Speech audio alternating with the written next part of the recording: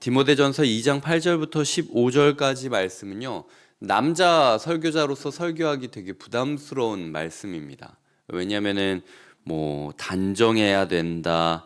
그리고 일체 순종함으로 조용히 여자는 배워야 된다. 여자가 가르치는 것과 남자 주관하는 것을 허락하지 않는다. 여자는 해산함으로 구원에 이른다. 현대 사회를 살아가는 남자 목회자로서 이 예민할 수 있는 부분이 되게 많은 본문이 오늘 본문입니다. 그래서 저 또한 새벽에 이제 이 말씀을 딱 펼치고 나서 라고 생각이 되면서 한참을 멍하니 쳐다볼 정도로 오늘 말씀이 과연 우리의 오늘 하루에 어떻게 적용이 되어야 할지를 고민하게 되는 순간들이 있었습니다. 디모데 전서가 쓰여졌던 배경들을 한번 살펴봐야 되는데요. 이 디모데 전서가 쓰여졌던 디모데가 있었던 사역지 에베소라는 곳에는 아데미라는 여신이 숭상받았습니다. 아데미 여신상, 그리고 아데미 신을 섬기는 그 신전에 그 여인들이 많이 있었어요. 이 여신을 섬기는 그런 지역이다 보니까 그 여자들의 종교적인 열심과 그리고 종교 행사에서의 여성들의 주도성들이 굉장히 많아져 있는 중이었습니다.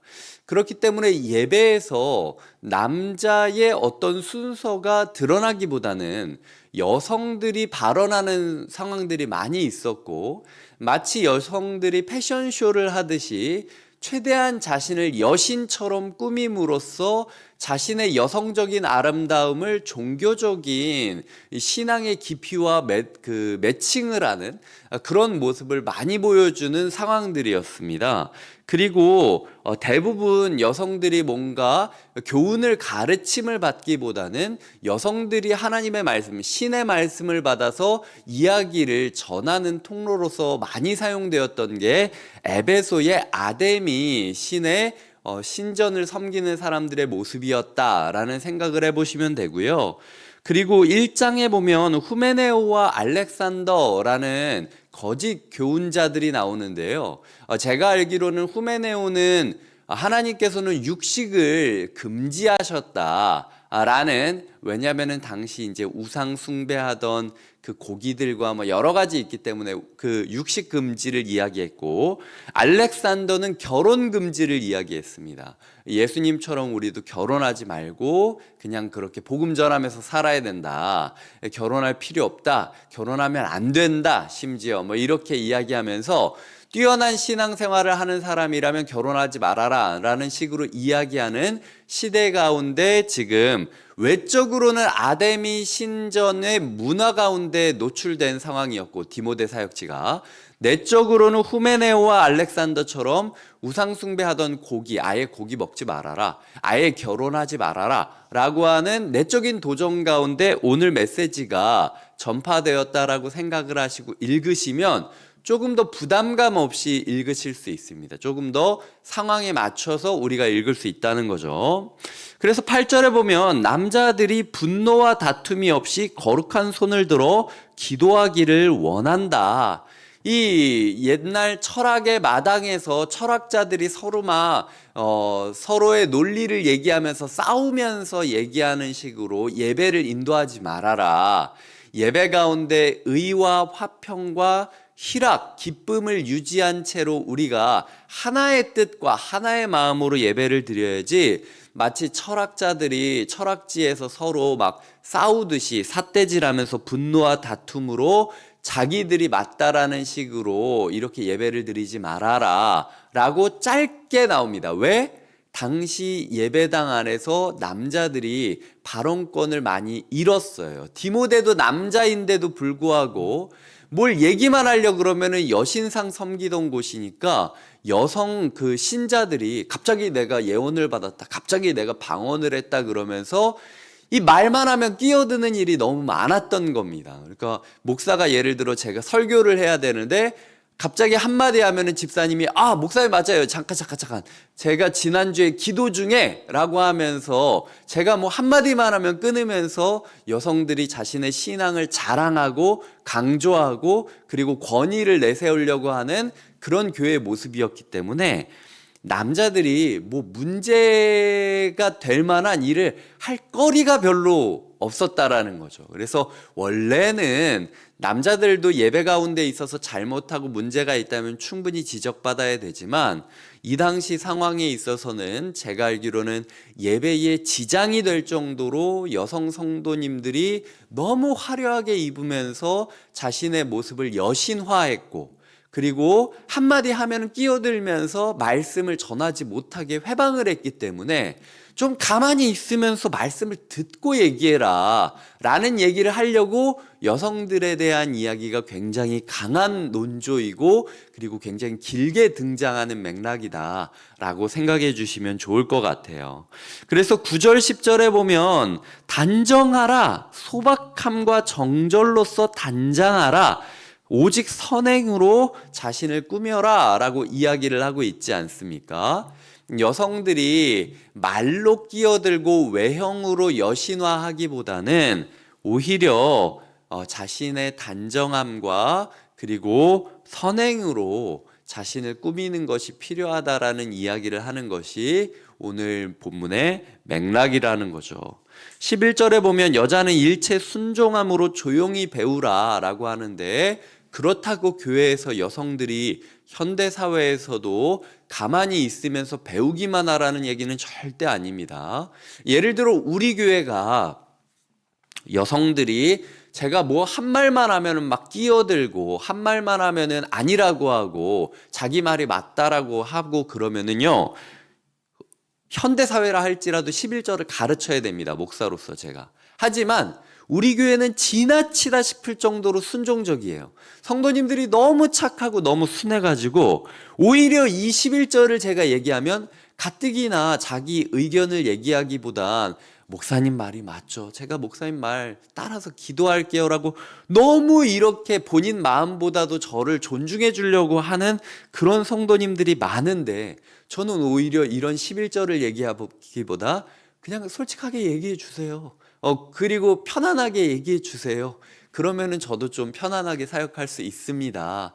그러니까 지금까지 너무 잘 배우셨고, 다락방 안에서, GBS 안에서, 제자훈련, 사역훈련 안에서 순장으로 하면서 너무 잘 배우셨으니까 이제는 제 곁에서 저와 함께 목양자로서 사역합시다, 저랑 같이 꿈꾸면서 사역합시다 라고 이야기하는 게 우리 교회 필드에서는 훨씬 더 바람직한 메시지라는 거죠. 그래서 한편으로 저는 11절을 묵상하면서 야, 우리 교회에서 이 설교 안 해도 돼서 너무 감사하구나, 우리 교회에서는 이런 설교 할 일이 없게 하나님께서 너무 좋은 성도님들을 만들어 주셨고, 때로는 너무 겸손하기 때문에 오히려 좀 말 좀 하시라, 오히려 배운 것을 같이 활용해서 저랑 같이 꿈꾸고 사역하자라고 이야기할 정도로 우리 성도님들이 성숙하다라는 사실에 제가 감사하게 되는 묵상을 했던 시간이었습니다.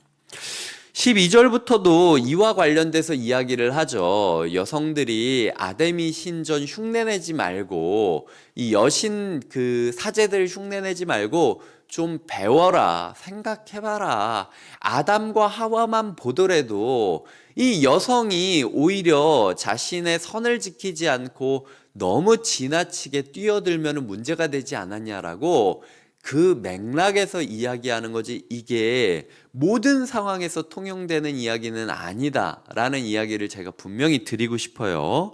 15절에 보면은 이거 그냥 넘어갔던 분들 많을 텐데, 해산함으로 구원을 얻는다라는 구절이에요.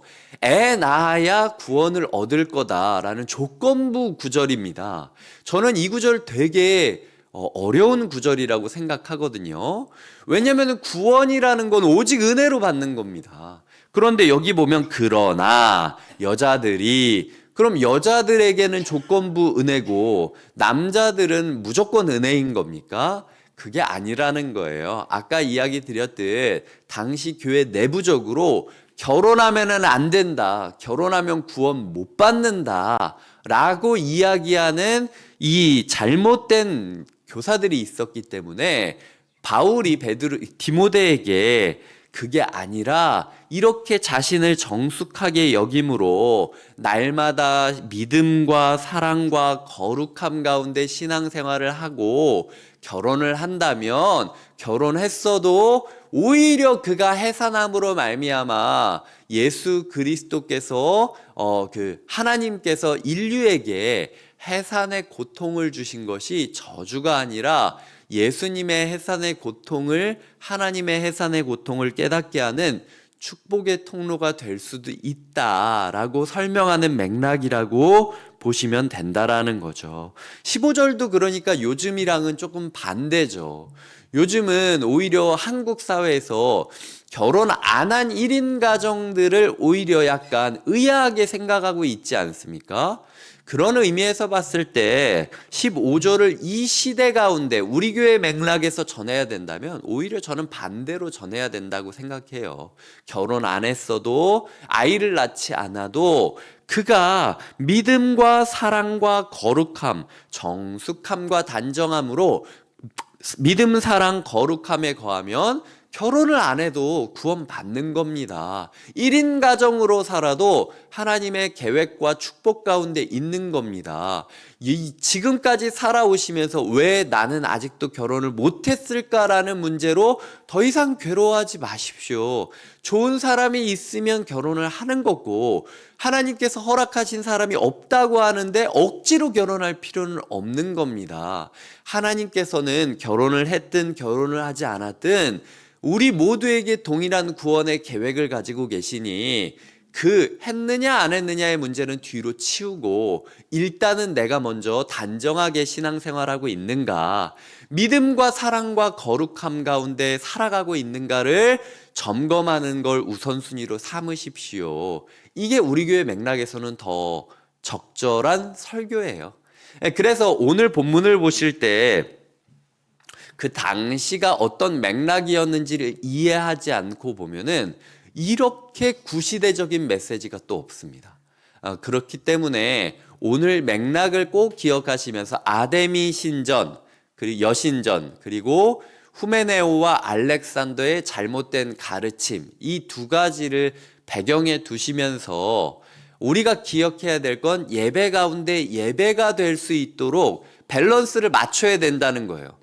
남자들은 지도자들이고 장로이고 목사인데도 뭔 말만 하려고 그러면은 여성들이 끼어드니까 마음에 억울함만 있었고 나중에는 막 분노와 다툼으로 서로 막 화내면서 얘기하는 그런 예배가 예배냐? 아니라는 거죠. 그렇다면 조금 더 적용을 해보면 우리 교회 예배는 예배답습니까? 우리 교회 예배는 남녀 밸런스가 잘 맞춰서 서로가 서로를 잘 배려하고 도우면서 예배를 드리고 있습니까? 아직까지도 조금 남성 중심적인 예배인 건 아닙니까? 이런 고민이 실제로 제 마음 가운데 있다라는 걸 같이 고민해 주시고 같이 기도해 주셨으면 좋겠고요. 중요한 건 이 모든 맥락 가운데 예배를 예배잡게 드렸으면 좋겠다라는 바울의 마음이 녹아들어 있다라는 거예요. 우리 교회의 예배는 시작부터 끝까지 예배답게 드려지고 있습니까? 모든 성도님들이 자신을 드러내고 뽐내고 자기 은혜를 추구하기 이전에 예배를 예배답게 드리기 위하여 단정함과 소박함과 정절과 선행과 기도로서 채워가고 있습니까? 그렇게 채워져야 되는 게 예배라는 거예요. 한 주간 우리가 예배를 사모하고 또 예배를 드렸던 자로서 오늘 예배자답게 살아갈 수 있기를 기도하는 것, 이것이 8절부터 15절까지를 적절하게 적용하는 방식이고요. 나아가 우리의 가정과 교회 가운데 잘못된 가르침으로 서로 엇나가는 일 없도록 교정해 주는 것이 필요하다라는 마음들을 가지면서 공동체를 바라보았으면 좋겠습니다. 교회는 질서가 세워져야 되는 공간이에요. 예배는 질서가 드러날 때 아름다워지는 시간입니다. 우리 교회가 과연 하나의 꿈과 하나의 말씀, 하나님의 뜻으로 질서를 따라서 세워지고 있는 교회인가? 유치부 예꼬싱싱부터 시니어 다락방까지 모든 교회가 함께 같은 말씀을 묵상하고 같은 말씀 위에서 세워지고 있는 질서의 공동체인가 라는 부분을 점검하시면서 혹시라도 우리 다락방이 그 질서를 떠나고 있다면, 혹시라도 우리 GBS, 우리 봉사팀이 그 질서를 떠나고 있다면 이렇게 교훈하면서 질서 가운데로 들어가도록 권면하는 것이 필요하기도 한 것이 오늘 하루라는 것이죠. 우리의 교회와 예배가 하나님의 질서 안에서 아름다움을 드러낼 수 있기를 함께 꿈꿔주시는 한 주 되시길 주님의 이름으로 부탁드립니다. 기도하시겠습니다. 하나님, 오늘도 우리에게 말씀을 주시니 감사합니다. 오늘 말씀의 배경을 우리가 진지하게 살피며 우리 교회 가운데 예배가 예배다우려면 어떤 질서와 규칙이 세워져야 할까? 우리 교회가 같이 말씀을 배우며 같은 교훈 위에서 건강하게 세워지려면 어떤 부분들이 조정되어야 할지에 대해서 우리가 고민하게 하여 주시옵소서. 그 안에서 남녀의 역할, 그 안에서 직분의 역할, 그 안에서 나의 역할을 고민하게 하여 주시옵소서. 감사하고 예수님의 이름으로 기도드립니다. 아멘.